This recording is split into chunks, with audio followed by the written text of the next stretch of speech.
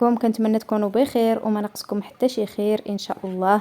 اليوم غادي نشارك معكم طريقتي في تحضير خلية النحل او الشهدة اللي كتجي رائعة وناجحة بواحد العجين اللي قطني. الا كنتوا اول مرة كتشوفوا القناة ما تبخلوش عليا بواحد لايك كتحفيز والاشتراك في القناة، وندوزو للمقادير وطريقة التحضير. بسم الله، غادي نبداو على بركة الله.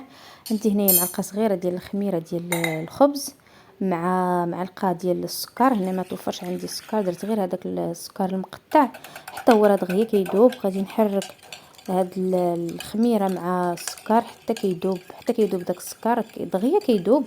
هنا ما توفرش ليا سنيده، درت السكر. ما نعقدوش الامور، المهم اننا نديرو داكشي اللي بغينا نديرو، ما نخليوش شي حاجه تحبسنا، نقضيو اي حاجه نقضيو بها ماشي مشكل. هنايا غادي نزيد عليهم، زدت عليهم كاس ديال الماء. غادي نزيد عليهم الماء يكون دافي بطبيعه الحال، والخميره على حسب الجو. وانا درت معلقه غير صغيره على حسب الحال سخون، وزدت عليهم هذاك الكاس ديال الدقيق. وغادي نخليهم هذا الخليط هذا نخليه يتفاعل حتى كيولي على هذا الشكل هذا. هذا هو السر نجاح المعجنات ديالكم، وهو هذه الطريقه هذه انا عندي معتمده من شحال هذه.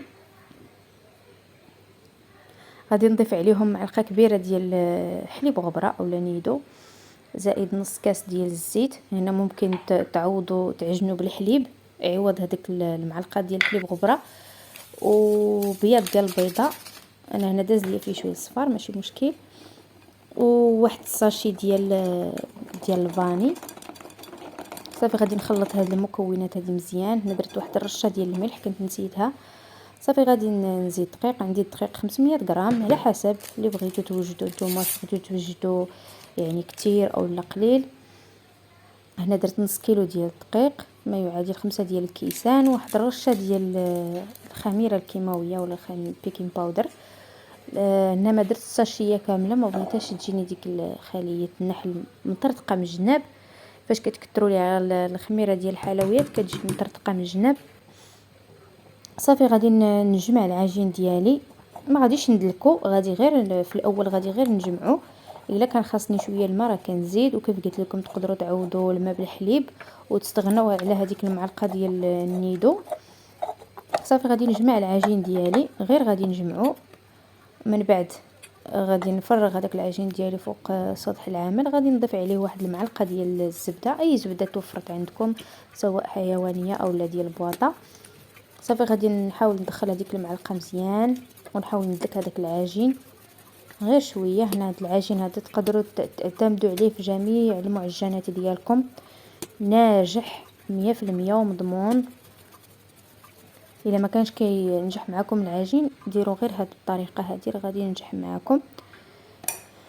صافي هنايا غادي نخلي هذا العجين ديالي يختمر ويرتاح، نغطيه بشي بلاستيكه باش يرجع لي الصهد باش دغيا يختمر. هنا من بعد ما اختمر لي العجين هانتوما كما كتشوفوا فيه هذوك الفقاعات، تما باش كتعرفوا راه العجين ديالكم راه ناجح. صافي غادي نفرغ منه هذاك الهواء. هنا جبت شويه ديال الزيت باش غادي ندهن يديا. وهنايا المول درت ديال الزاج، فرشت فيه هذاك ورق الطبخ. صراحه هذاك ورق الطبخ بلي النوعيه ديالو ماشي زوينه، ودهنته بالزيت باش نتفادى انه يلصق لي هاد الشهده. صافي دهنته بالزيت مزيان، وصافي كيف ما كتشوفوا راه الفيديو شارح نفسه. كناخذ كل كويره كندير فيها الشكلاط اللي توفر عندكم، اي شكلاط ديروه وتبارك الله راه كلشي تعرف يديرها. غير بغيت نشارك معكم الطريقه ديالي وصافي. ما دابا كلشي تقريبا ولا كيعرف يطيب. صافي غادي نستمر بنفس الطريقه حتى كنعمر الكويرات كاملين، وتقدروا تعمروهم حتى بالفرماج ولا الزيتون او اللي بغيتو. لكم الحريه تختاروا الحشوه اللي بغيتو. صافي هنايا راني درت هذاك المول الكبير ديال الزاج واستفتهم هنايا هكايا. غادي نخليهم يعاودوا يختمروا، وغادي نغطيهم بواحد البلاستيكه ونخليهم. هذا حتى هو سر من اسرار نجاح هذه خليه النحل، هو تخليوها تختمر جوج ديال المرات. المره الاولى كتخليو العجين، ومن بعد ملي كتكوروها تخليها عاود تختمر باش تنجح معكم. هنايا راه العجين ديالي راه اختمر كيف ما كتشوفوا. صافي غادي ندهن الشهده ديالي بداك الصفار ديال البيضه اللي حيدت من الابيض اللي كنت درت في العجينه، غادي ندهنها مزيان. المهم هو اننا داك الصفار ندخلوه كامل ندهنو به باش ما تبقى حتى شي حاجه فيه تضيع، والضياع راه خايب. وندهنهم مزيان مزيان. بغيتو تخليوهم هكا وطيبوهم تخليوهم، بغيتو ديروا لهم حبه البركه او لا الزنجلان اللي بغيتو نتوما واللي متوفر عندكم. ما نعقدوش الامور، الحاجه اللي عندنا نقضيو بها ونديروها ماشي مشكل. ما نخليوش الحاجه الا ما كانت تكون لينا عائق باش ما نديرو والو. المهم انا دهنتها بالجنجلان وصافي. غادي ندخلها الفران اللي مسخون من قبل، غادي نحطها غير طيب حتى طيب ليا من التحت وتنتفخ عاد باش نشعل لها من الفوق على نار مهيله باش كتجينا محمره بحال هاد التحميره هذه، كتجي محمره على خاطرها وطايبه مزيان. وملي تخرجوها من الفران، هنا راه باقا سخونه، ملي تخرجوها من الفران حاولوا تغطيوها هكا بشي منديل وشي بلاستيكه باش داك الصهد يرجع عليها كترطاب، كتجينا رطبه مفشفشه، كتجي زوينه هكايا. نديروها الكاسكروط بحال هكايا مع شي براد تاتاي ولا القهوه على حساب كل واحد شنو كيبغي، وناكلوها بالصحه والراحه. هانتوما غادي نوريكم كيفاش جات حتى من الداخل.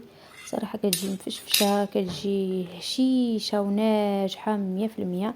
وتقدروا تزيدوا عليها العسل من الفوق. هانتوما كتحيد بكل سهوله وكتجي رائعه، تستحق التجربه صراحه، كتجي زوينه بزاف. وهنا كنكون وصلنا لنهايه ديال الفيديو. كنتمنى هذا الفيديو يكون نال الاعجاب ديالكم ونكون خفيفه ظريفه عليكم. وما تنسونيش من الدعم ديالكم والاشتراك في القناه والبارطاج. بارطاجيو الفيديو مع الاهل ديالكم والاصدقاء ديالكم لتعم الفائده. ونقدر ما نكونش فتكم ولكن عطيتكم فكره، مثلا تشهيتوها تنوضوا ديروها ولا قدر شي حد ما عارفش كيفاش كتحضر. انا شاركت معكم الطريقه ديالي. كنتمنى تخليو لي شي لايك وتعليق زوين محفز باش ان شاء الله نستمر في اعطاء المزيد والمزيد. والى اللقاء في فيديو جديد ووصفه جديده ان شاء الله. مع السلامه.